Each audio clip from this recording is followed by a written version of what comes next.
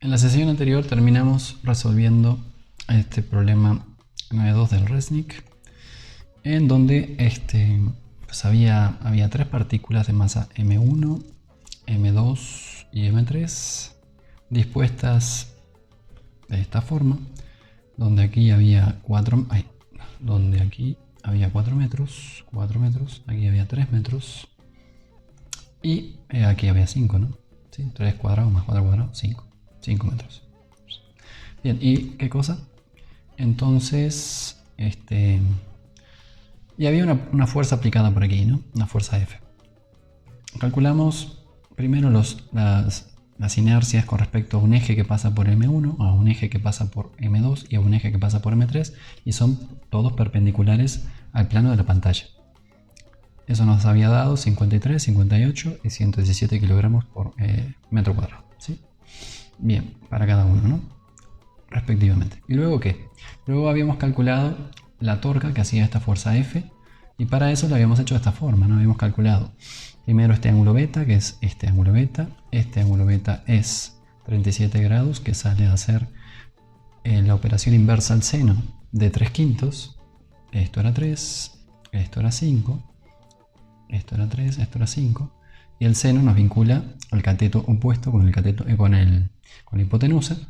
Y entonces de ahí sacábamos que beta valía 37 grados, de lo cual esto es un 37. Teta será 180 grados, que es el ángulo llano, menos beta menos 30, menos beta menos 30, perdón, este es beta, menos beta menos 30, 113 grados, y a partir de ahí podíamos calcular la magnitud de la tensión como magnitud de R por magnitud de F por seno del ángulo que forman ambos vectores, es decir, teta, ¿sí? Si aquí ponemos a R, al vector R, entonces teta va de R a F barriendo de forma antihoraria.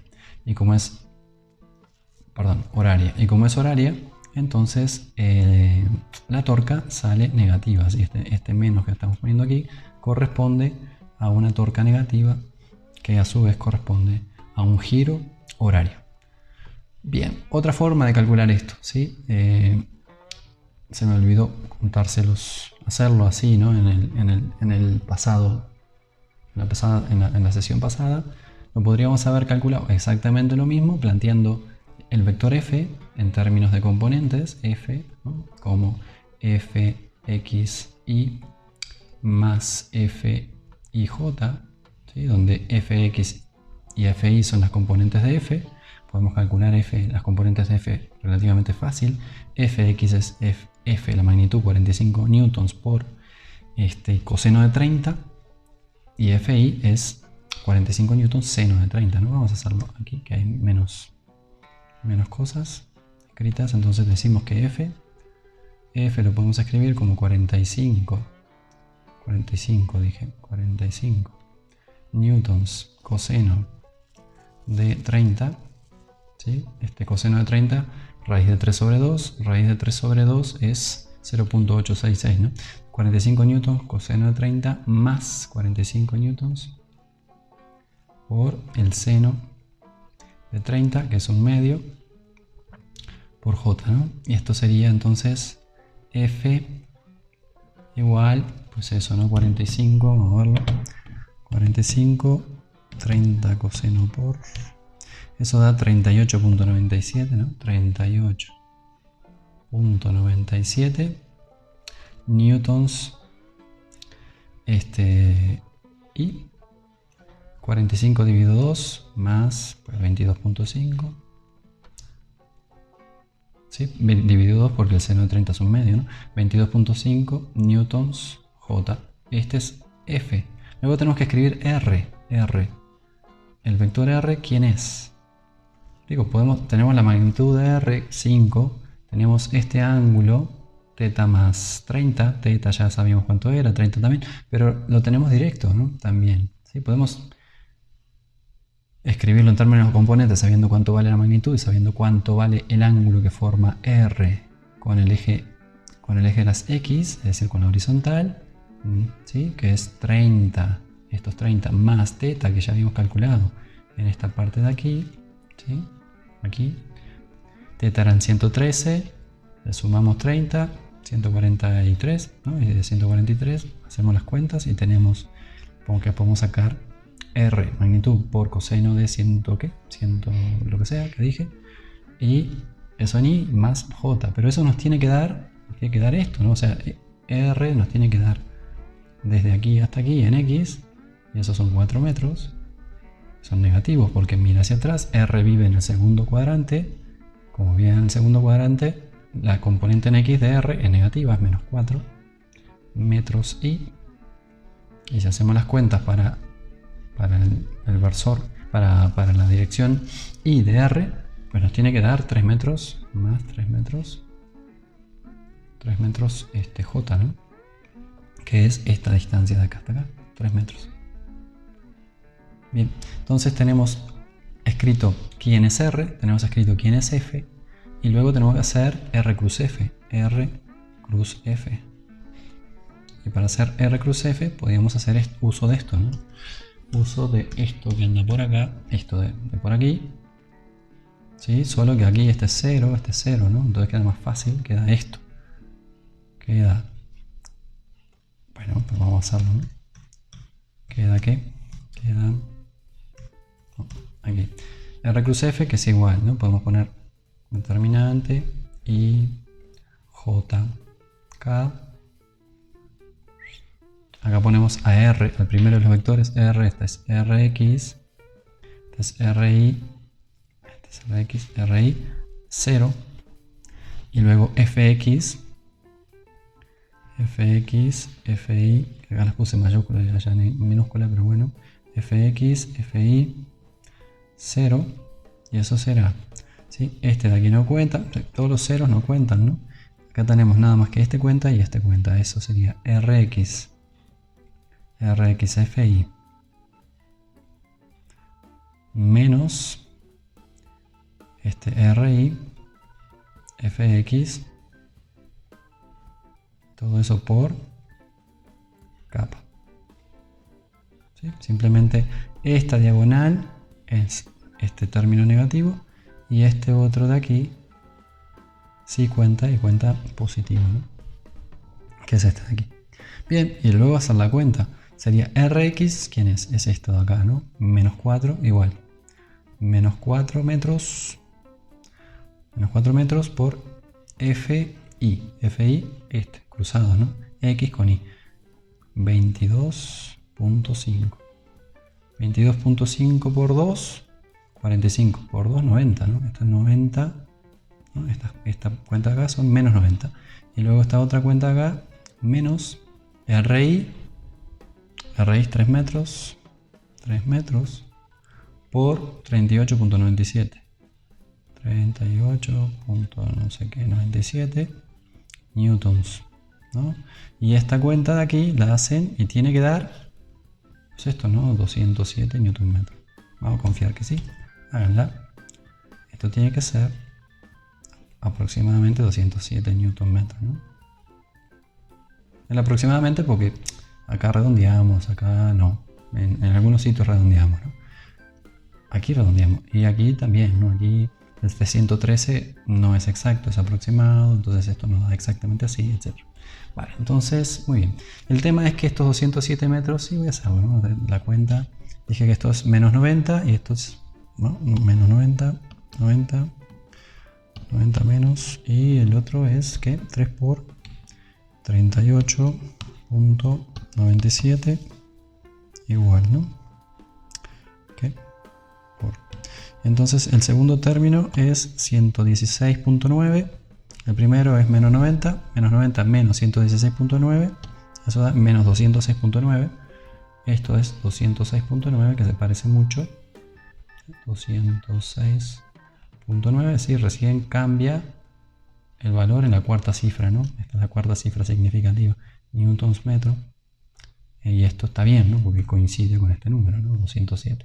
Bueno, menos 207, recuerden que esto lleva un menos adelante cuando consideramos que esto está girando en el sentido horario, ¿sí? Que es negativo, ¿no? Esto ya directamente aquí nos sale el menos 206.9, menos 206.9, porque acá hay un menos, ya sale directamente el signo Esto va por el versor K y ya es un vector directamente, ¿no? Esto de aquí va todo multiplicado por K. Perfecto. Bien, entonces esto ya nos quedaba en el tintero hacerlo, ¿no? Faltó hacerlo, ya lo hicimos. Ahora vamos a avanzar un poco más. Vamos a ver lo que nos toca ver en esta clase, ¿no? Esto era de la clase pasada que se me olvidó hacer. Ahora vamos a hacer esto otro, que es lo que toca para el día de hoy, que es el teorema de ejes paralelos, ¿no? Este teorema lo vamos a estar usando bastante para calcular justamente momentos de inercia. Vimos en la clase pasada, ¿sí? Justamente cuando hicimos este problema, ¿sí? Venía del primero, ¿no? el Resnick 9.2, que era calcular el momento de inercia de esta cosa, para un eje que pasa por acá, que pasa por acá, que pasa por aquí. Bueno, bien, entonces estábamos haciendo cálculos de momento de inercia y dice: la inercia rotacional de un cuerpo rígido en torno a un eje arbitrario es igual a la inercia alrededor de un eje paralelo que cruza al centro de masa más la masa total multiplicada por la distancia entre los ejes al cuadrado. Bueno, todo eso que se dice así complicado en palabras se escribe matemáticamente de esta forma, ¿sí? Dice, vamos a pintar una cosa. Digamos que tenemos una cosa, esta cosa, digamos que le pasa un eje por aquí y le podemos calcular la inercia rotacional a esta cosa en torno al eje y eso valdría I, ¿sí? Esto sería la I, esta de acá. Bueno, pues esa inercia rotacional de la cosa en torno al eje que pasa por este punto y es perpendicular al plano de la pantalla, será igual a la inercia calculada en torno a un eje que pasa por el centro de masa y es paralelo al eje que pasa por aquí, ¿sí?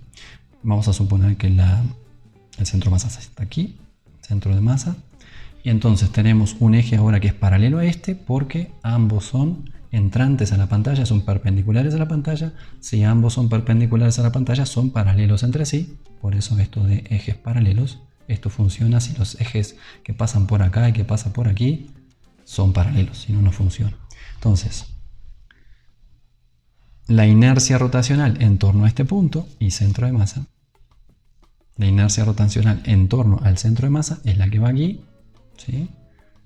Le sumamos la masa total de la cosa, la masa total de todo esto, vamos a pintar que esto es m, ¿no? Esto tiene masa total m, y lo multiplicamos a su vez por h al cuadrado, siendo h la distancia entre los ejes al cuadrado, la distancia entre los ejes h al cuadrado, ¿no? Entonces esta h la ponemos acá, la elevamos al cuadrado, la multiplicamos por la masa total de esto, le sumamos la inercia al centro de masa y eso nos da la inercia al punto de un eje que pasa por ahí, ¿sí? Bueno, vamos a ver si primero lo que vamos a hacer es verificar que esto funcione, ¿no? Vamos a agarrar un ejemplo y vamos a checar que esta cosa funciona, ¿sí? Esto es algo que se plantea por cierto, vamos a ver si efectivamente lo es, ¿no? Entonces, ¿qué vamos a hacer? Vamos al ejercicio 9.3 del Resnick, que es justamente eso, ¿no? Es para ver que esta cosa de acá sí funciona. Entonces nos dice, primero que nada, calcule la inercia rotacional alrededor de un eje perpendicular al plano XY que atraviesa el centro de masas. Entonces, primero que nada, tenemos que calcular el centro de masa de esta cosa, sabiendo que otra vez estos son 4 metros, ¿sí? De aquí hasta aquí hay 4 metros y de aquí hasta aquí hay 3, ¿no?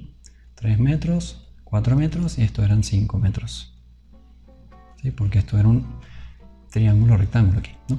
Entonces, así está, ¿no? Vamos a calcular primero dónde queda el centro de masa y luego calcularemos la inercia en torno a ese eje, al eje del centro de masa. Bien, para calcular dónde está el centro de masa, tenemos que recordar la definición del centro de masa. La definición del centro de masa es bastante simple, es R del centro de masa, es un promedio ponderado en la masa de cada una de las posiciones de las partículas que componen al sistema, ¿sí? Es esto es la definición, pero esto implica tres cosas, ¿no? Esto implica que X del centro de masa es igual a la suma de las masas multiplicado por X de cada una de las masas dividido la suma de las masas, ¿sí? Esto lo vimos, ¿no? Y lo mismo para Y, lo mismo para Z, y centro de masa, lo mismo para Z de centro de masa. Aquí me estoy me estoy estorbando, ¿no? Tiene la misma expresión, solo que aquí en lugar de x, y aparecerá y sub i, y aquí aparecerá para z, z sub i, ¿no? Esto es una expresión vectorial. Recuerden que las expresiones vectoriales muchas veces se pueden escribir así, ¿sí? Se pueden escribir como tres expresiones escalares idénticas, solo que cambia lo que es x por lo que es y por lo que es z. ¿Va? Perfecto, entonces tenemos que hacer esto, y esto es lo que vamos a hacer, y lo hacemos aquí, ¿no? ¿Dónde está? Aquí. X centro de masa igual a la suma de las masas multiplicado por la componente en x de la posición de cada una de las partículas dividido la masa total. Y lo mismo para ahí. Va, entonces, ¿qué?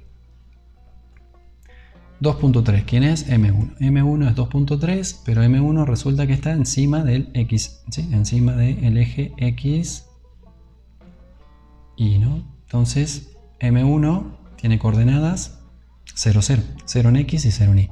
0 en X y 0 en Y para M1.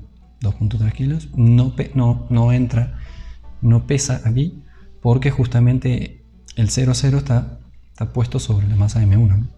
Luego 3.2 es la masa de 2 kilogramos, 3.2 es la masa de 2 kilogramos, multiplicado por X, la componente en X de M2, 0, la componente en Y de M2, 3, aquí aparece un 3, aquí aparece un 0, y luego por último M3, que tiene la componente en X, como componente en X M3 tiene un 4 metros, y la componente en Y de M3 es 0. Entonces hacemos esta cuenta para X, esta cuenta para Y. Esto de aquí es la suma de 2.3 más 3.2 más 1.5, son la suma de las masas. Es la masa total del sistema, es 7, ¿no? 7 kilogramos. 7 kilogramos. Va. Y entonces esta cosa nos da 0,86, que es la posición X de este eje, y 1.37, que es la posición Y de esta cosa, ¿no? Esto lo juntamos y nos da por acá. Esto es la posición del centro de masa. El centro de masa o el centro de masas, lo van a ver de las dos formas. Centro de masas del sistema formado por las tres partículas M1, M2 y M3. Bueno, ahí está. Perfecto. ¿Y ahora qué? Ahora lo que queremos es calcular la inercia, ¿sí? Ya sabemos dónde está. Está aquí. Sabiendo dónde está, tenemos que calcular la inercia de un eje que pasa por el centro de masa. Es lo que nos manda a hacer Resnick 9.3 o 9-3. ¿Sí? Todo un libro, ¿no? Obviamente, ¿no? Es el libro que tiene de autor a Resnick. Y de ahí, y de ahí, pues lo tomé, ¿no? Dije, este me gustó, entonces vamos a hacerlo. Entonces, ¿qué? Tenemos que calcular eso, la inercia en torno al eje que es perpendicular a la pantalla y pasan por este punto de aquí. Así como habíamos calculado en la clase anterior la inercia para estos puntos, ¿no? Para el eje que pasaba por M1, para el eje que pasaba por M2, el eje que pasaba por M3, eran estas cantidades. Y ahora vamos a hacer lo mismo, pero en torno a un eje que pasa por acá, ¿no? Por el centro de masa. Tendremos que calcular las distancias correspondientes. Las distancias correspondientes son esta de aquí, de M1 al eje, de M2 al eje y de M3 al eje. ¿Sí? Para calcular estas distancias, lo que se suele hacer es lo siguiente, ¿no? Tengo la distancia, digamos, de M1 referida a XY azul. ¿Sí? M1 referida a XY azul es 0, 0. Esa es la posición M1. M2 referida a los ejes X e Y azules. Es la posición 0 en X y 3 en Y. Y tengo la posición de M3 también referida al eje XY, ¿sí? Azul, ¿no? Que sería 4 metros en X y 0 en Y. Bueno.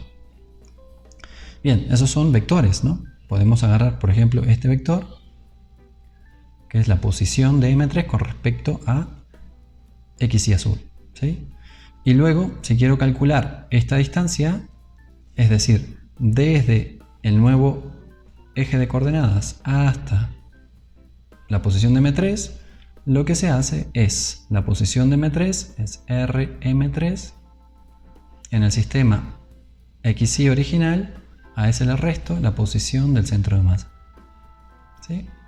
R de M3 menos R del centro de masa. Eso me va a dar R de M3 con respecto al centro de masa nuevo. Vamos a ponerle prima, ¿no? Vamos a poner X' a este e Y' a este. No estaría mal ponerle primas a esas cosas para que, a ver, prima, para que no se confunda, ¿no? Para no andar diciendo X roja e Y roja, podemos decir X' e Y'. Es un poquito más elegante, ¿no? Que X, ¿no? Que Y roja, yo qué sé. Va, entonces yo esto lo tengo. Pim, pum, pam, aquí, va. Entonces, las primas, lo escribo de nuevo.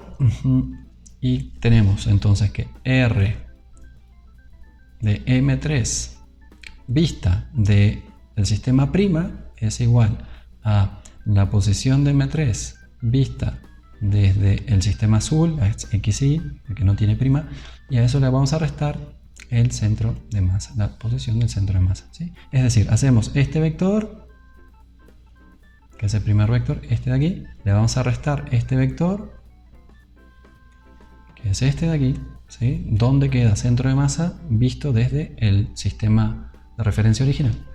Y esa resta ya nos va a dar este vector, desde aquí hasta aquí, ¿sí? ¿Cómo se hace eso? Bueno, pues lo podemos hacer así, medio a ojo.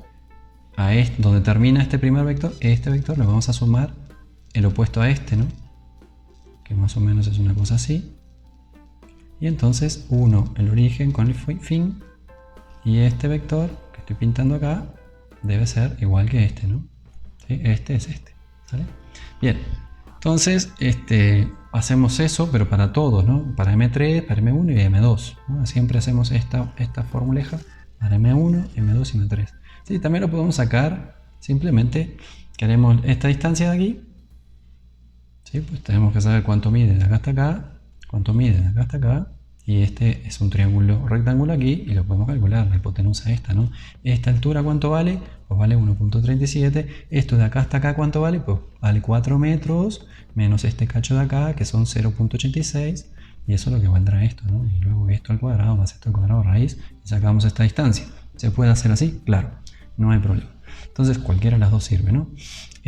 Haciéndolo como les acabo de explicar, ¿no? Con esto de las R's, ¿no? A diferencia de las R's, pues queda así, ¿no? Queda para la masa M1, queda la posición de M1, X e Y de la posición de M1 estaba en el 0, 0, la posición de M1 estaba en el 0, 0 original. Le vamos a restar el vector centro de masa. Le vamos a restar el vector centro de masa, este de aquí. El vector centro de masa tiene 0.86 en X, 1.37 en Y. Se lo restamos, ¿no? En coordenada en X, lo restamos, coordenada en Y, lo restamos y nos da este vector de aquí, ¿no? El vector menos 0.86 metros y menos 1.37 metros J, ¿no? Ok, entonces esto lo ponemos aquí al cuadrado, esto lo ponemos aquí al cuadrado y nos da la distancia de 1 al cuadrado, que es la distancia esta que aparece acá. Esta de acá hasta acá es de 1, de 1 al cuadrado. Lo mismo con M2, 0 y 3. Y le restamos la posición del centro de masa. Y lo mismo con M3, 4 y 0. Y le restamos la posición del centro de masa. Y nos da esto y esto. Es decir, de 2 vale 340 al cuadrado. Perdón, de 2 al cuadrado vale 340. De 2 al cuadrado vale 340. Y de 3 al cuadrado vale más 11.74. Bueno, entonces con estas cosas de aquí vamos a poder calcular la inercia al centro de masa como, pues como siempre, suma de las masas sub i multiplicada por las r sub i, en este caso las d sub i al cuadrado. ¿Sí? Aquí le escribí d sub i, bueno, d sub i al cuadrado. Bien, entonces ¿qué? Pues masa 1 vale 2.3 kilos por 2.62 más, ¿sí? Vamos a escribirlo, 2.3 kilos igual 2.3 kilogramos por 2.62 metros cuadrados más, ¿sí? Ese es el primer término para i igual a 1, ahora pasamos a i igual a 2 más 3.2 kilogramos por esto, 340 más 1.5 kilogramos por 11.74 igual, y esto da porque me lo acuerdo de memoria. 35, por las dudas, no estaba queriendo confiar en mi memoria. 35 kilogramos. Hoy ya lo di, ¿no? Entonces más o menos me lo acuerdo. 35 kilogramos metro cuadrado. Sí, esta no es la primera vez que digo esto. Ya lo he dicho alguna vez que otra. Entonces, que 35 kilogramos metro cuadrado es la inercia del centro de masa. ¿Y qué más? ¿Y cómo seguía este cuento? Ya terminamos, ¿no? Dice calcule, pues ya calculamos. Pero hay más cosas, ¿sí? Hay que observar algo, ¿no? Hay que observar aquí que la inercia del centro de masa dio pues, 35 kilogramos metro cuadrado. Lo vamos a comparar con estas que ya teníamos, que estaban por aquí, ¿no? Esta de 53, esta de 58, esta de 117. Vamos a escribir la nueva, 35. Qué feo me dice 35.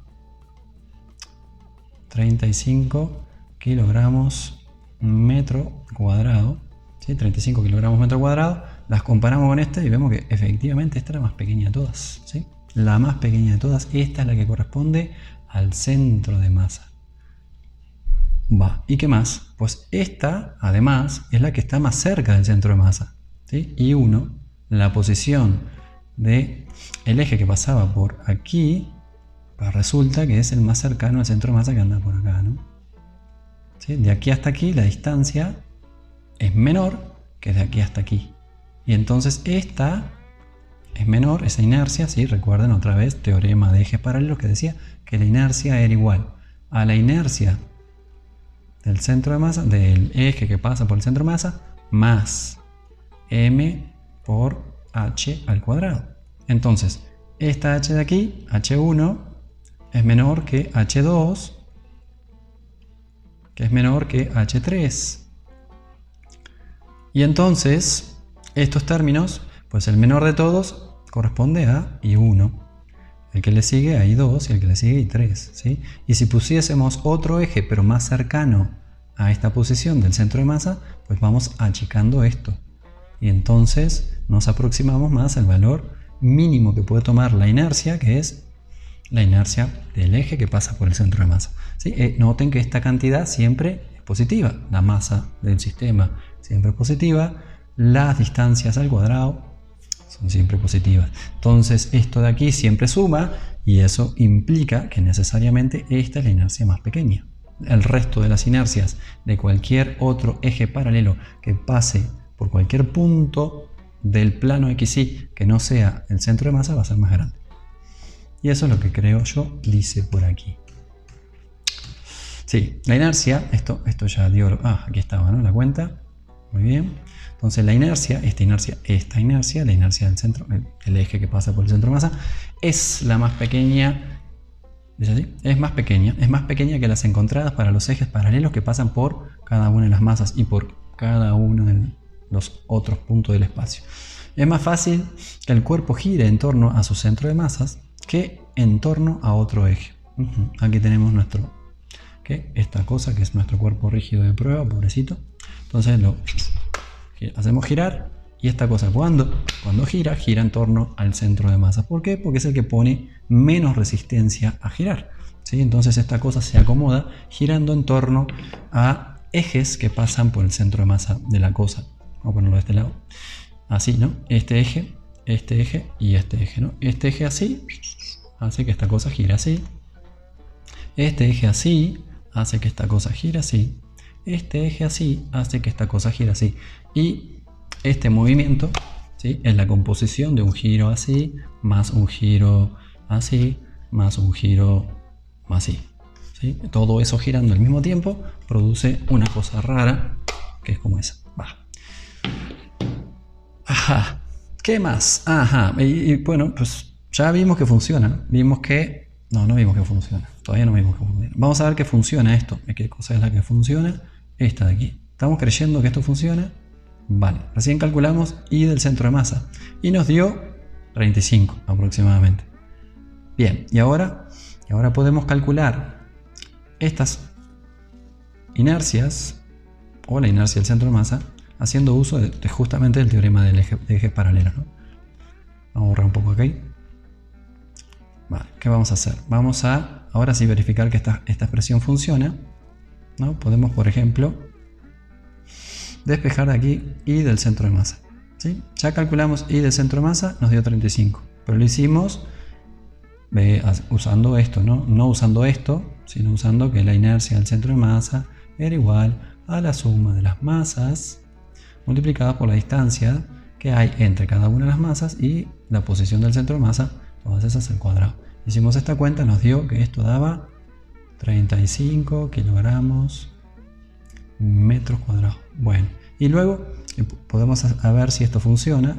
Entonces, y centro de masa podremos escribir que es la inercia de cualquiera de esas cosas, de cualquiera de los ejes que pasaban, por ejemplo, por esas masas que ya tenemos y ya calculamos la clase anterior, y le restamos mh cuadrado, ¿no? Pasamos esto restando para este lado. Bien.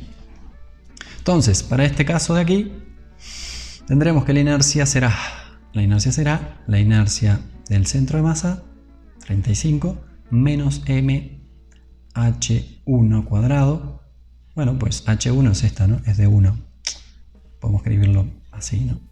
Y va de nuevo. Y igual inercia del centro de masa menos m de 1 cuadrado. M total, 7 kilogramos.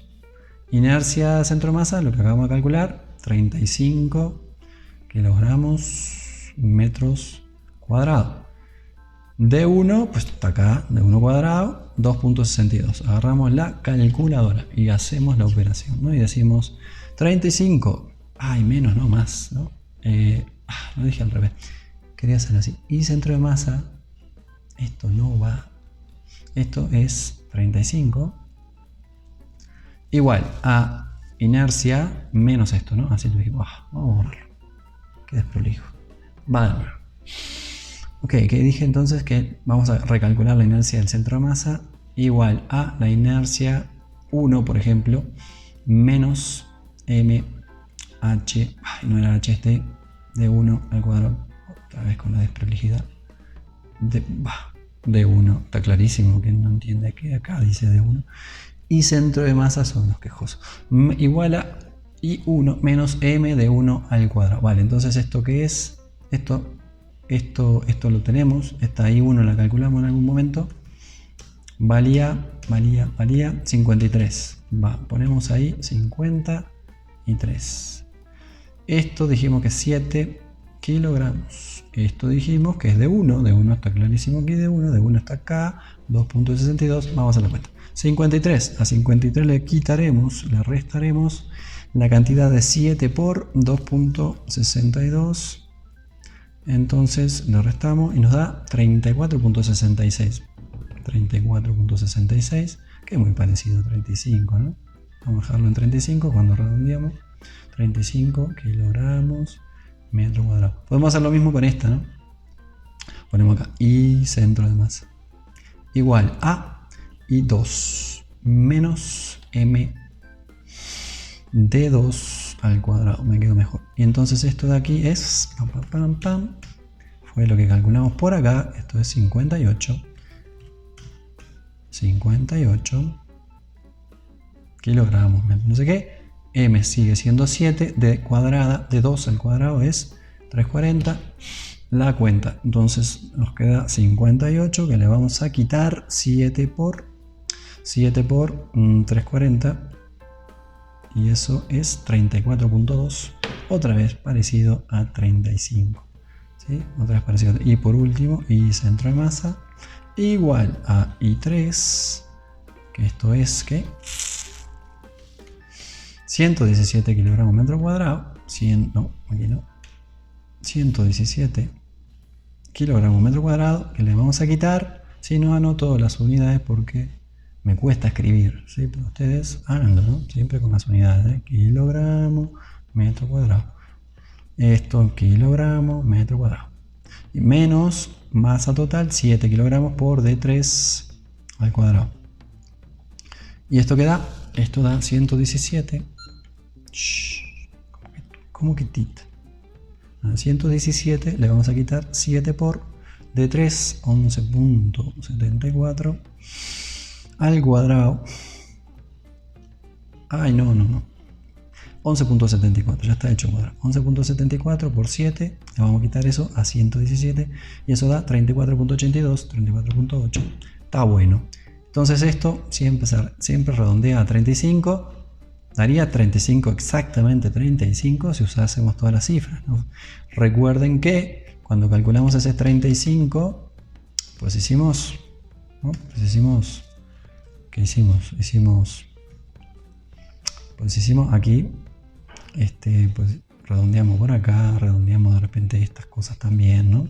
Está todo redondeado, ¿no? Entonces, redondeando y haciendo al cuadrado de nuevo, pues aquí agrandamos esos redondeos, ¿sí? Entonces esto al final nos da aproximadamente, ¿no? Tendríamos que usar más cifras para checar numéricamente que efectivamente esto de acá da exactamente lo mismo que hacer esta cuenta, ¿sí? Recién ahora estamos verificando entonces que esta expresión de aquí sí funciona, sí funciona. Entonces vamos creyéndole un poco más. Pero podemos hacer algo mucho mejor que creerle así, más o menos, ¿no? Lo que podemos hacer es probar que esto es cierto siempre. Y es lo que vamos a hacer. Vamos a probar que eso es cierto. Y para probar que eso es cierto, lo que se hace es lo siguiente. Primero, definimos un par de ejes coordenados X e Y. X e Y, aquí sí está bien, ¿no? X e Y, esto es X', Y', vale. X e Y, va. Luego, pues nos inventamos una cosa a la cual le vamos a calcular el centro de masa y la inercia. Esta es la cosa. Va. Tenemos la cosa. Ay, no me gustó. Ay, no, la cosa. ¿Veréis? Cosa. Bueno, creo que me queda un poco mejor. Va. El punto es que este sea el centro de masa, ¿no? De la cosa. Más o menos me quedó medio centrado. Vamos a suponer que la cosa tiene masa homogéneamente distribuida, entonces el centro geométrico de esto debe de coincidir con el centro de masa, ¿sí? Entonces vamos a suponer que lo pinté bien y que esto es el centro de masa de esta cosa que acabo de pintar. ¿Y luego qué? Luego vamos a calcular el centro de masas. Vamos a calcular ¿qué? Vamos a calcular la inercia, el momento de inercia de un vector que es entrante al pizarrón, es perpendicular al pizarrón, a la pantalla, es perpendicular a la pantalla y pasa por O, pasa por aquí, ¿va? Y O, inercia de un eje que es perpendicular a la pantalla y pasa por el punto O, ¿va? Este no está obviamente en el medio, ¿no? Está lejos, ahí. Está a una distancia h de aquí, perfecto, ya está. ¿A qué es igual eso? Pues por la definición de inercia, pues es igual a las masas, ¿no? A la suma de las masas por las distancias de cada una de las masas que componen a esta, yo qué sé qué, a esta cosa, al cuadrado. Es decir, este punto, ¿sí? Por ejemplo, punto I,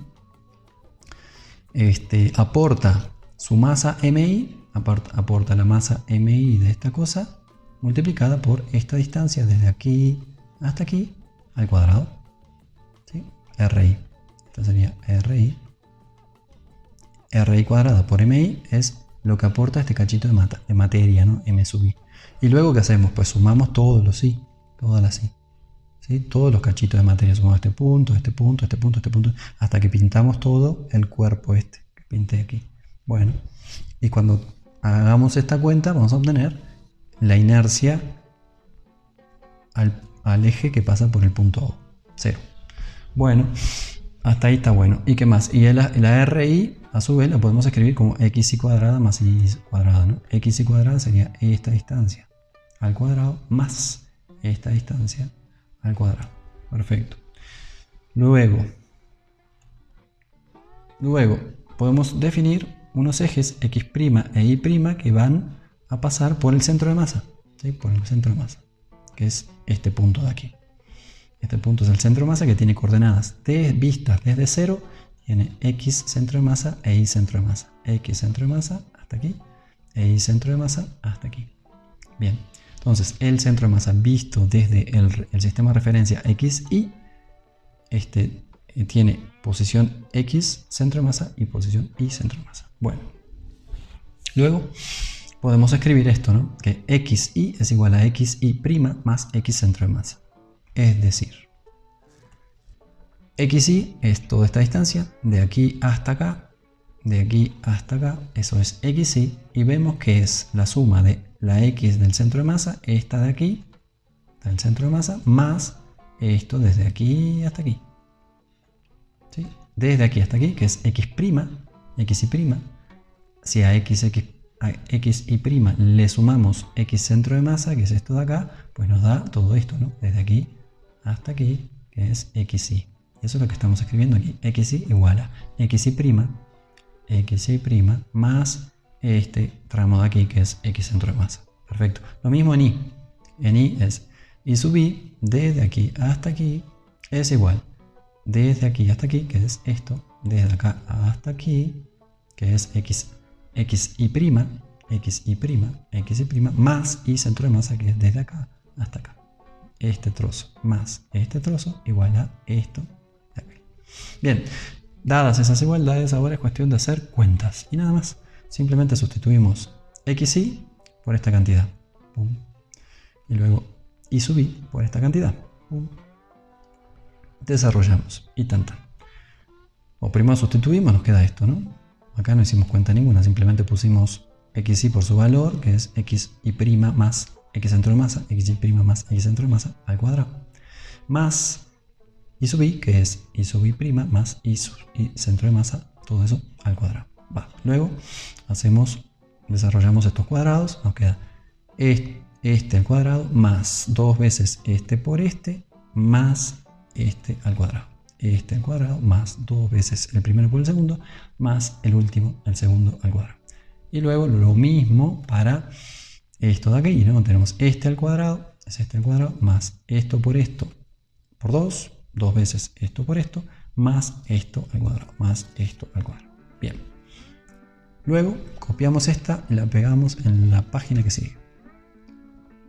Queda aquí. Ahí copiamos y pegamos, no hicimos nada. Bueno, y luego reordenamos. Sí, esto es una suma de términos de partículas i que componen a la cosa grande. Entonces, pues son todos términos sumados, ¿no? Este de aquí, más este de aquí, más este de aquí. Lo podemos reordenar como querramos, ¿no? Podemos poner este antes de esto, por ejemplo, o esto después de esto, da igual. Entonces, reubicamos todo y nos queda suma sub i de las masas i por xy' cuadrado más y sub i' cuadrado. Este término es este de aquí, este término es este de aquí. ¿Sí? Bien, luego ponemos x centro de masa al cuadrado, es este de aquí, y centro de masa al cuadrado es este de aquí, más 2 veces este de aquí, más 2 veces ese de aquí, más 2 veces este de aquí, que es esto de acá. Perfecto. Los números 2 pueden salir para afuera de la suma, ¿no? Este 2 puede salir para afuera porque es una constante, ¿no? Todas las constantes que multiplican a una suma de términos pueden salir de factor común. Sacamos de factor común 2, ¿no? Este 2 salió de factor común, este 2 salió de factor común. ¿Qué más cosas pueden salir de factor común? ¿Qué más cosas no dependen de i? ¿Qué más cosas no dependen de i? mi no puede salir porque depende de i. X sub i no puede salir porque depende de i. Y sub i no puede salir porque depende de i. Pero y, x del centro de masa, y centro de masa, y centro de masa, x centro de masa, sí pueden salir para afuera de la suma porque otra vez son constantes. ¿Sí? X centro de masa no depende. Vamos a borrar acá. X centro de masa, voy a pintar otra papa. Vale. Que tenga centro de masa aquí. No me quedó, no importa. Hagan de cuenta que es un poco más grande para este lado. ¿Sí? Y que X centro de masa e Y centro de masa, pues están siempre quietos, ¿no? Independientemente de cómo me mueva yo este punto I por la papa, ¿sí? La posición del centro de masa de la papa se queda invariante, se queda constante, no depende de eso, de cómo esté variando I, ¿sale? Siempre está aquí, siempre está en el mismo lugar. Entonces estas cosas pueden salir afuera de la suma. Ahora, X centro de masa cuadrado más Y centro de masa cuadrado, eso es esta distancia al cuadrado, ¿no? Es la distancia h, es la distancia h al cuadrado. La distancia h al cuadrado es x centro de masa al cuadrado más y centro de masa al cuadrado. Todo el mundo lo sabe. Todo el mundo lo sabe. ¿Sí? Entonces, ¿qué más? H cuadrado es esta cantidad. ¿Sí? Eso es Pitágoras, ¿no? para que todo el mundo lo sepa. A veces le doy un poco de color a la forma de hablar. H cuadrado es esto, ¿no? Bien. H cuadrado, otra vez H, depende únicamente de X centro de masa y centro de masa. Esta H cuadrado puede salir para afuera de la suma y nos queda este término, nos queda H cuadrado por la suma de las MI. Pero la suma de las MI, si recorro todas las I, pues esta es la masa total del sistema. Todo esto es M, M grande, la masa de la papa, la masa de la cosa que esté, a la cual yo le esté calculando el momento de inercia. M, va, M por H cuadrado. Entonces eso lo escribimos acá, ¿no? M por H cuadrado, va. Y luego, ¿qué más? Esto de aquí, ¿qué es? Pues esto es la inercia. La inercia, ¿no? Tiene esta forma, es igual a suma de las masas sub i por distancias al cuadrado. Sub i. Y esas distancias, pero no son cualquier distancia, son distancias prima. Distancias prima. Entonces es r' cuadrado. ¿Sí? X i' cuadrado más i cuadrado. Esto de aquí es r i' cuadrado. Que es lo que tengo acá. Entonces esto de aquí es una inercia. ¿Y es una inercia de qué? Pues estas distancias son referidas al centro de masa. Las primas son las referidas al centro de masa. Las primas son referidas al centro de masa. ¿Sí? Esta distancia prima aquí más esta distancia prima aquí nos produce la posición de I con respecto al centro de masa. ¿Va? Entonces esto de aquí es I del centro de masa. Esto de aquí es I del centro de masa. Esto de aquí es esto, I del centro de masa. Entonces, ¿qué nos está quedando? Pues nos está quedando lo que nos tiene que quedar. I sub 0, la inercia respecto a un eje que pasa por 0, es igual a la inercia del centro de masa, que es esto de aquí, más la masa total, esto es la masa total, por h, esto de aquí es h al cuadrado, h cuadrado. ¿Va? Hasta aquí vamos. Y todo esto nos sobra. Esto sobra y esto sobra. ¿Sí? Esto es lo que queríamos probar. Esto de acá sobra, esto de acá sobra. Entonces tiene que ser 0, ¿no? Esto se tiene que, de alguna forma, ir. O se suman, o esto igual que esto, con uno con signo más, otro con signo menos, o esto es 0 y esto es 0, que es el caso. Entonces vamos a ver. Esto es lo que queremos probar, ya apareció, nos queremos quitar de arriba esto, vale. ¿Y cómo hacemos para quitarnos de arriba eso y eso? Pues es relativamente fácil, ¿no? Otra vez, esta dijimos que es constante, sale para afuera, esta es constante, sale para afuera la suma, sale el factor común de la suma. Lo podemos escribir así, 2x centro de masa, sea lo que sea que valga, por suma de mi x y' más 2 veces y centro de masa multiplicado por la suma de las mi y sub i'. Bien, pero esta suma otra vez está hecha respecto al centro de masa y esta suma también está hecha con respecto al centro de masa. Las primas querían decir eso. ¿Y cuánto da esto? Pues esto da 0. ¿Por qué? Porque en la posición del centro de masa vista desde el centro de masa es nada. Es decir, si vengo aquí, vamos a borrar de nuevo, vengo aquí, me paro en el, bueno, agarro la cosa, otra vez la papa esa, digo, centro de masa, ¿dónde estás? Aquí. Ok, vamos a trazar un eje X y un eje Y que pasen por el centro de masa. Va. Y ahora voy a calcular con respecto a este punto dónde está el centro de masa. ¿Y pues dónde está el centro de masa? Pues en ese punto. Y entonces si estoy parado en X y 0 y le tengo que decir a una persona que camine al centro de masa, lo que le tengo que decir es que no camine, es que se quede quieto, es que está sobre el centro de masa. Eso es 0. Entonces la posición del centro de masa vista desde el centro de masa es 0. La posición del perro visto desde el perro es 0 y la posición del elefante visto desde el elefante es 0. Bien. Entonces esto es 0, ¿no? Esto es 0. O sea, para que esto sea 0, vamos de nuevo. Para que esto sea 0, pues esto debe de ser 0, el numerador debe ser 0 porque el de abajo, el denominador, no es 0, esa es la masa total, ¿no? esta es la masa total, necesariamente esto de acá es 0, ¿no? Esto no puede ser, no es infinito para que esto se achique, ¿no? Entonces esto de arriba es 0, y entonces esto es 0, se va, esto es 0, se va, porque lo mismo aplica para X que para Y, se van, entonces nos queda probado el ¿qué? Teorema de ejes paralelos, teorema de ejes paralelos, así se llamaba, ¿no? Teorema de ejes paralelos, teorema de ejes paralelos, va, bien, ¿y qué más? ¿Qué más? Por último, la clase de hoy, ¿no? Por último la clase de hoy, vamos a ver qué, inercia rotacional, momento de inercia, ¿no?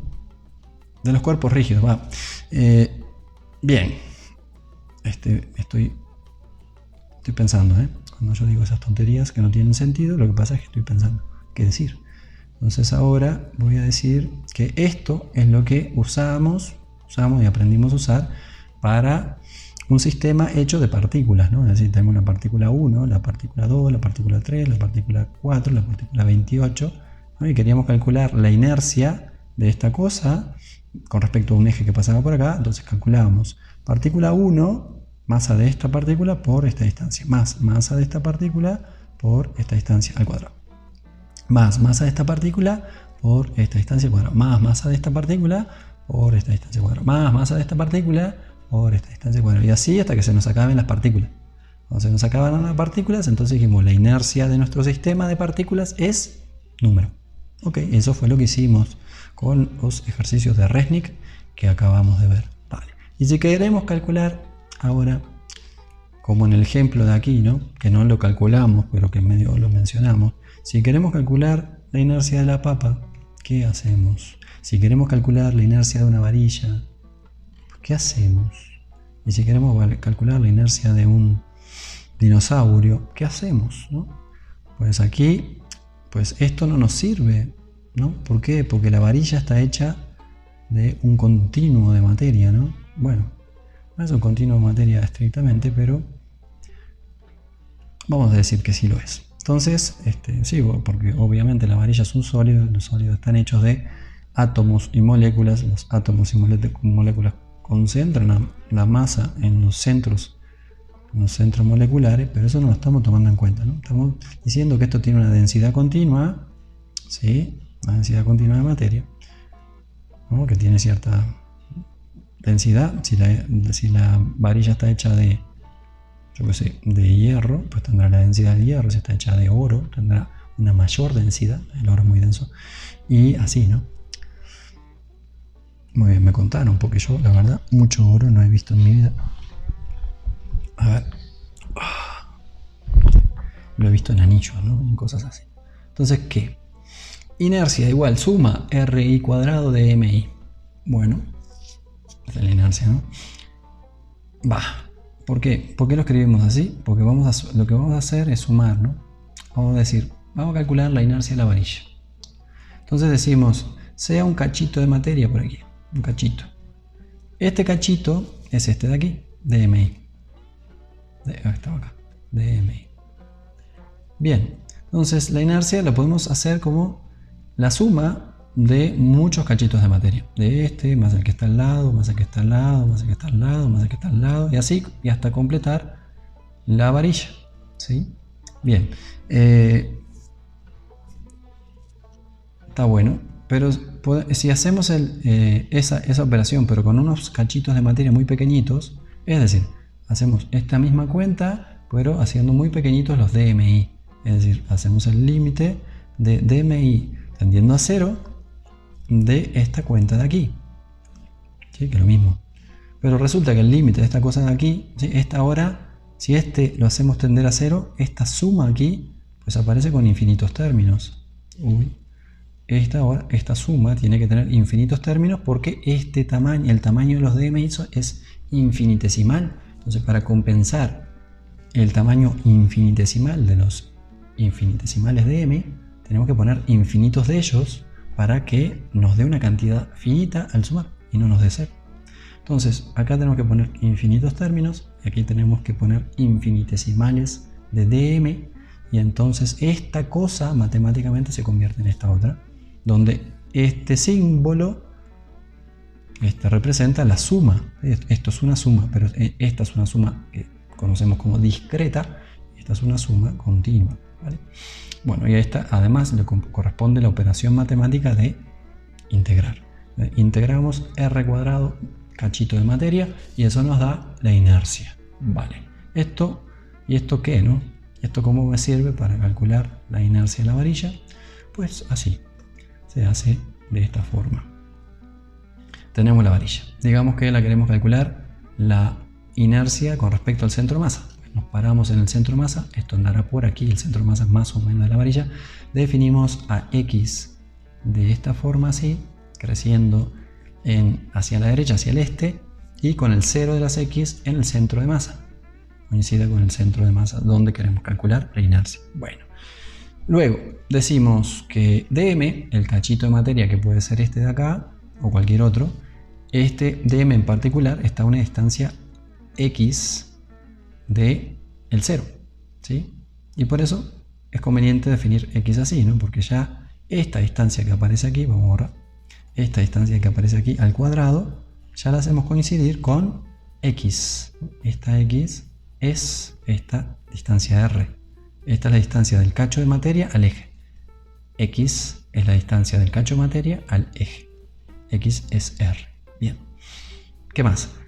Queda esta distancia dm de el 0. Bueno, ¿y qué más? Y tenemos que dm lo podemos escribir como ρ de v, ¿sí? Que era ρ, la densidad.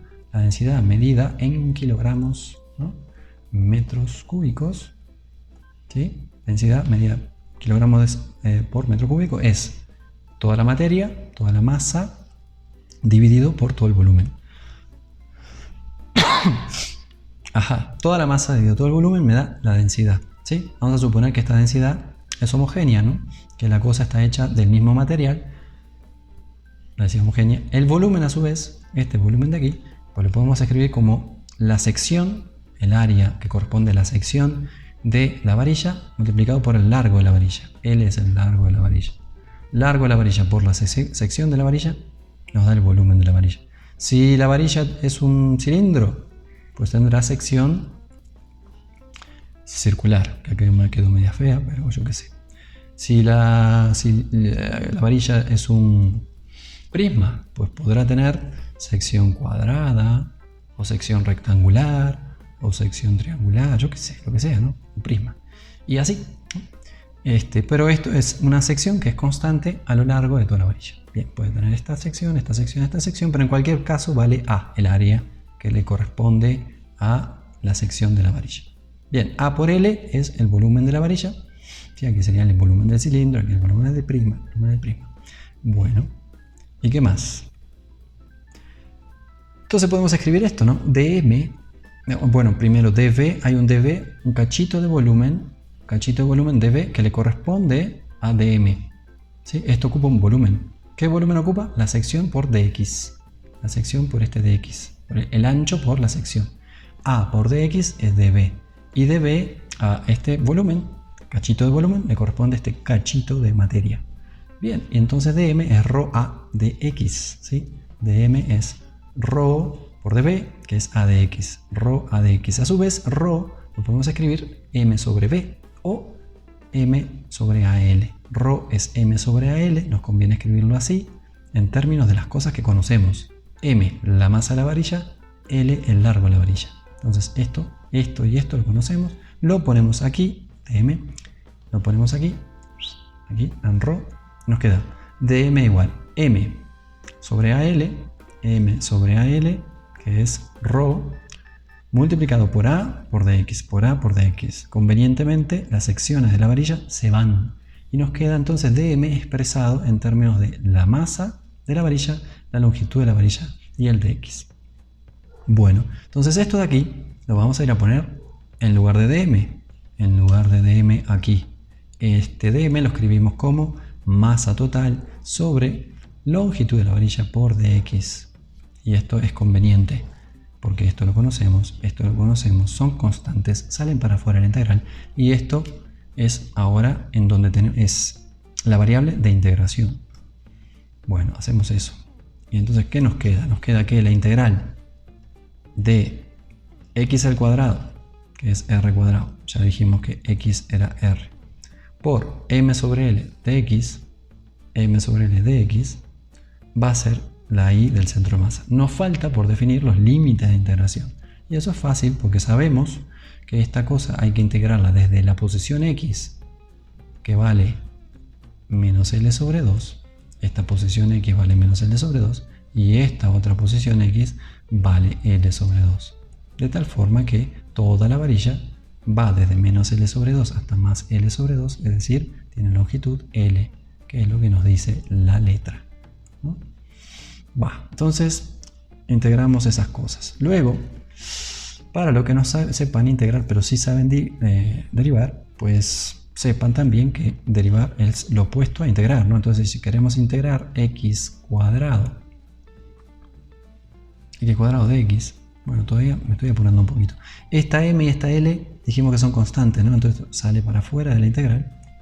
Esto sale para afuera de la integral porque si son constantes y esto es una suma, pues esto es un factor común a toda la suma. Puede salir para afuera de la integral, no hay problema, ¿sí?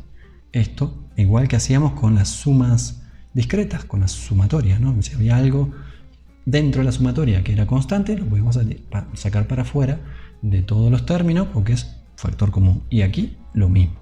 Esto es un factor común, sale para afuera de la suma. ¿Sí? Esta integral es una suma. ¿Qué más? Entonces, nos queda m sobre l integral de x cuadrada de x. Y esto es lo que queremos hacer aquí. Y esto, pues, hay que buscar una función tal que al derivarla con respecto a x, pues nos produzca x al cuadrado. Entonces vamos probando, ¿no? Ponemos x derivada de x. Esto es x a la 1, derivada es nada, de x. Pues no nos sirve. Derivada de x al cuadrado. Esto nos da 2x a la 1 por dx, ¿no? Bueno, el dx ya está acá. Nos da x a la 1. 2 veces x a la 1. 2 veces x a la 1 no se parece tanto. Si ponemos aquí un 3, pues se parece un poco más, ¿no?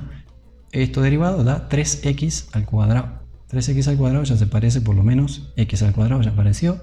Nos queda un 3 sobrando aquí, ¿no? 3x al cuadrado, cuando lo derivamos, pues entonces lo dividimos entre 3. Entonces nos queda, cuando derivemos esto, nos queda 3x al cuadrado sobre 3. 3 con 3, ¿no? 3 dividido 3, 1. Y entonces aparece esto. Entonces esta es la integral de esta porque esta es la derivada de esta. Esto derivado da x al cuadrado, x al cuadrado integrado da x a la 3 sobre 3. Entonces si no saben integrar, pero si saben derivar, es cuestión de probar aquí y buscarle para que dé lo que dice aquí, ¿va? Muy bien, entonces una vez dicho eso, lo que se hace es pues, evaluar, ¿no? Ponemos aquí la función que corresponde a esta cosa, a la integral de x cuadrada de x, y hay que evaluarla en los límites menos L sobre 2 y L sobre 2. Eso lo hacemos así, bueno, se escribe así, se anota así, se anota esta función evaluada en L sobre 2 y menos L sobre 2. Y para evaluarla lo que hacemos es sustituir esta cosa, esto va para aquí, y le restamos esto mismo, pero con este otro aquí adentro, ¿no? Entonces nos queda m sobre l por x, bueno, x que no es x, l sobre 2, toma el valor de x a la 3 sobre 3. Pero este sobre 3 aparece dos veces, ¿no? Aparece con este límite y con este límite también. Lo podemos sacar de factor común ya. M sobre L a la 3. Entonces nos queda x a la 3 evaluado en L sobre 2, que esto es L sobre 2 a la 3, menos L sobre 2, menos L sobre 2, menos L sobre 2 a la 3, menos L sobre 2 a la 3. Este menos se multiplica por menos, ¿no? Menos por menos por menos es a la 3, eso da menos. Y menos por menos, más. Entonces esto al final nos queda más, que es el más que aparece aquí. Bueno, entonces, y esto tiene sentido porque de aquí para acá suma esta cantidad la inercia, y de aquí para acá también suma esta cantidad la inercia, ¿no? Y por eso nos sorprende que aparezca este término repetido dos veces y sumado dos veces, ¿no? Aquí y aquí. ¿Va?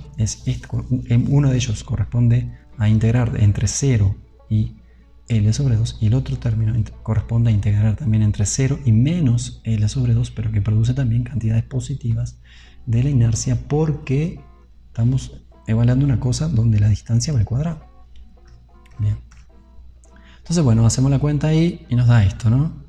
M sobre L sobre 3L, M sobre 3L, L a la 3, ¿sí? Este y este pues, cuentan igual, son 2 veces L sobre 2 a la 3 y esto es igual a 2 veces L a la 3 sobre 2 por 2 por 2 y este 2 se va con este 2, entonces nos queda L a la 3 sobre 4, L a la 3 sobre 4 y esto a su vez es ML al cuadrado, ML al cuadrado, porque esta L se va con este cubo, dividido 4 por 3, 12. Y esto es entonces la inercia de la varilla vista desde el centro de masa. Y eso lo podemos copiar y pegar aquí. Varilla vista desde el centro de masa tiene una inercia de 1/12 de ml cuadrado. Va. ¿Y qué pasa si lo hacemos al borde? Pues podríamos hacerlo aquí, ¿no? Podríamos hacer esta misma cuenta, pero parándonos ahora desde el borde de la varilla hacia la derecha, X, pues integrando ahora entre 0 y L, y más o menos el procedimiento es muy similar, si no igual. Acá integramos entre 0 y L, hacemos la cuenta y vemos cuánto nos da. Va a dar esto, ¿sí? Pero hay una forma más fácil. ¿Cuál es la forma más fácil? Puedes usar el teorema de ejes paralelos. Para eso lo vimos, para estarlo usando, ¿no? El teorema de ejes paralelos dice que la inercia, por ejemplo, al borde de la varilla, que no es el centro de masa, es igual a la inercia al centro de masa, que ya calculamos y que vale 1/12 de ml cuadrado, más la masa total del sistema, la masa de la varilla, por la longitud, por la distancia h que hay entre este eje al borde y este eje al centro de las masas al cuadrado. Es decir, vamos a pintar otra vez nuestra varilla. La inercia al borde, la inercia a este punto, es igual a la inercia al centro de masa, esta de aquí, a la inercia al centro, más la distancia al cuadrado, h cuadrado, que es L sobre 2 en este caso, al cuadrado por m, ¿no? Vamos a hacerla. Esto tiene que dar inercia al borde igual inercia al centro de masa 1/12 de m L cuadrado más m de nuevo por h, que es L sobre 2, esto es L sobre 2 al cuadrado. Inercia de la varilla igual ml cuadrado, ¿sí? Esta L cuadrada por ml cuadrado, lo sacamos en factor común, ml cuadrado, lo multiplicamos por 1 sobre 12, que es este primero de aquí, más lo que dé este de aquí, que es un medio al cuadrado. Un medio al cuadrado es 1 sobre 4, y resulta que un cuarto más un doceavo lo podemos escribir como ml cuadrado multiplicado por 12 y lo sumamos, ¿no? Esto lo multiplica por 3, ¿no? 3 más 1, ¿no? 3 más 1, 4. 4 doceavos y ml cuadrado por 4 doceavos es 4 doceavos es un tercio. Esto de aquí es un tercio. Y eso es lo que aparece aquí, un tercio de ml cuadrado, ¿no? Dividimos esto por 4, un tercio. Ok, bien, entonces para eso sirve el teorema de ejes paralelos. Si tenemos la inercia al centro de masa de una varilla, pues podemos calcular la inercia al borde o a cualquier otro punto que pase no por el centro de masa, sino que pase, yo qué sé, por aquí, por ejemplo, no sé, uno que pase por aquí, tendremos que conocer esta distancia y ya con eso podremos saber la inercia de la varilla con respecto a este punto o a un punto que pase fuera de la varilla, ¿sí? No necesariamente el eje pasa por la varilla, puede pasar fuera de la varilla. Placa rectangular, centro de masa, esto. Fíjense que la placa rectangular, esta placa rectangular de aquí, que tiene A de lado y B de otro lado, y por eso es un rectángulo, tiene A por B de lado, de área, A de lado y B de lado, es un rectángulo. El centro de masa que pasa así, que pasa por el centro de masa de esta cosa, tiene esta forma. donde otra vez aparece un doceavo de m por a cuadrado, donde a haría las veces de l cuadrado, más un medio de la masa por b al cuadrado. ¿Sí? Tiene simetría en cuanto a la dimensión x y la dimensión y. ¿Sí? X ahí. ¿Sí? Cuentan lo mismo esta que la otra, ¿no? Una dimensión y la otra tienen que pesar igual, y además tiene la fórmula de la varilla, ¿no? Repetida 2 veces. ¿Va? ¿Qué pasa si calculamos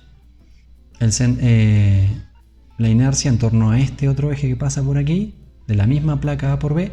Pues esto, si lo miramos de frente, pues lo vemos así, ¿no?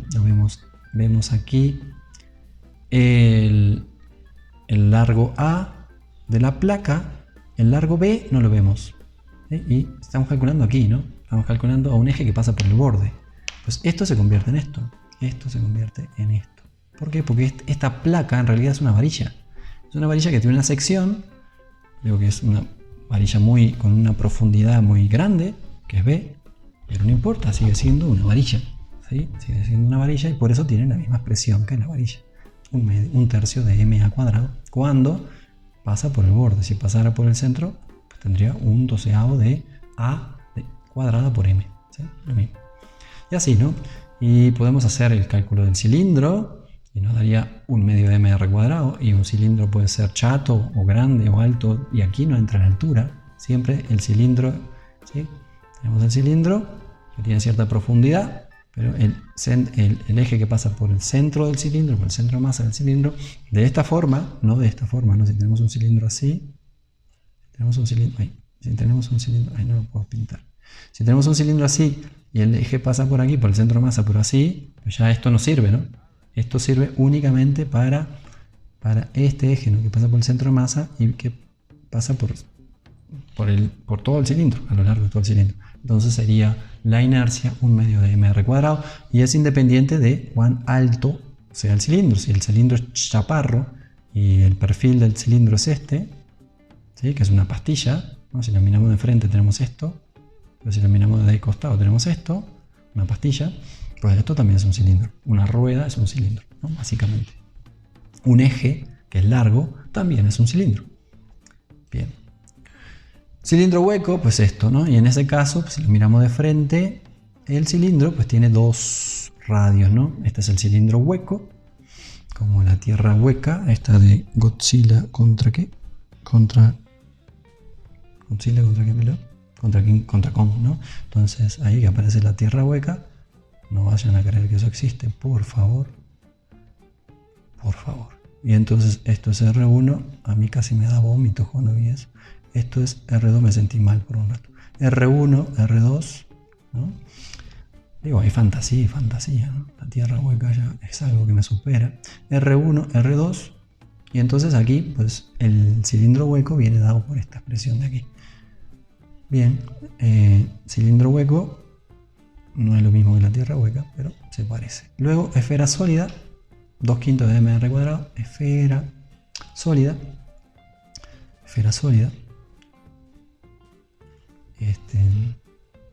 ¿Qué más? Esfera sólida, 2/5 de mr cuadrado, esfera hueca de pared delgada, es decir, pared delgada, no hay nada dentro, una especie de pelotita de ping pong, pues ese tiene una inercia un poco mayor que esta, ¿no? Noten que todas las inercias siempre son la masa de toda la cosa multiplicada por una longitud característica, puede ser R o puede ser L al cuadrado, mr cuadrado o ml cuadrado. Si es una varilla será L, si es una esfera, un cilindro será R, y luego por una constante, un número que multiplica aquí, ¿no? En este caso 2/5 para la esfera sólida, en este caso 2/3 para la esfera hueca. Y noten que la esfera hueca, la inercia de la esfera hueca es más grande que la de la esfera sólida. Ojo, más grande cuando tienen la misma masa. ¿Sí? Si la esfera hueca tiene la misma masa que la esfera sólida, como la masa está más lejos del centro, entonces la inercia de la esfera hueca será mayor que la inercia de la esfera sólida, ¿no? Bien, y con eso terminamos por hoy. Estén bien, sean felices. Vean la de Godzilla, está buena, quitando lo de la tierra hueca y otros detalles que aparecen por ahí que todavía no me acabo de enterar qué pasó. Está bien, yo qué sé, pelean los monstruos ahí, ya está divertido. Y ¿qué? Ah, chao, chao, ¿no? Eso es todo. Bye.